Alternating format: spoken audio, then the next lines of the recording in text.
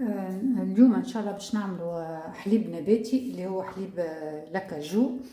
تعرفوا الحليب النباتي مفيد برشا، خاصة الناس اللي تعاني من امراض مناعية ما يلزمهمش الحليب العادي ومشتقاته، حليب البقري يعني نقصد. هنا عندي ما يقارب 80 جرام اكاجو وهو منقوع، يعني راني نقعته ليلة كاملة. هذا باش نضيف له ماء معدني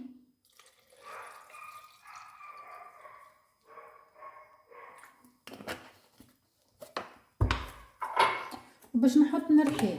بعد ما ترحالي باش نصفيه، يعني تصفيه يلزم يا تكون صفيه جويده على الاخر، ولا تستعمل نوعيه نتاع القماش هذيك كما نستعمل فيه انا. علاش نستعملوا هذه؟ باش ناخذوا اكثر قوه نتاع الكاجو.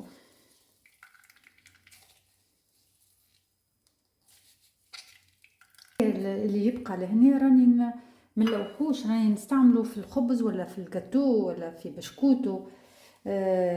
توا هنا بعد ما صفيناه باش نحطو في دبوزه، لازمها تكون بولار، تبقى تستعملوا البلاستيك. هذايا الحليب اللي تحصلنا عليه، راهو كان تحبوا تخفوه انتم كيفاش.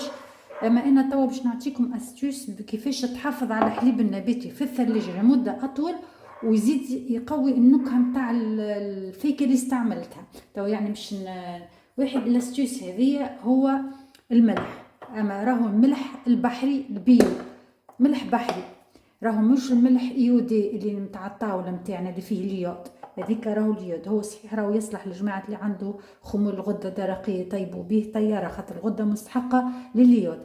اما هذايا راهو حليب ملح يعني بحري بيو. هذايا راهو الكيلو نتاعو حكايه 7000 فرنك. راهو شنو باش نعمل انا راهو لهنا؟ جست باش ناخذ ابين، راني ريتو كيفاش خذيته، منش باش نملحوه نحنا.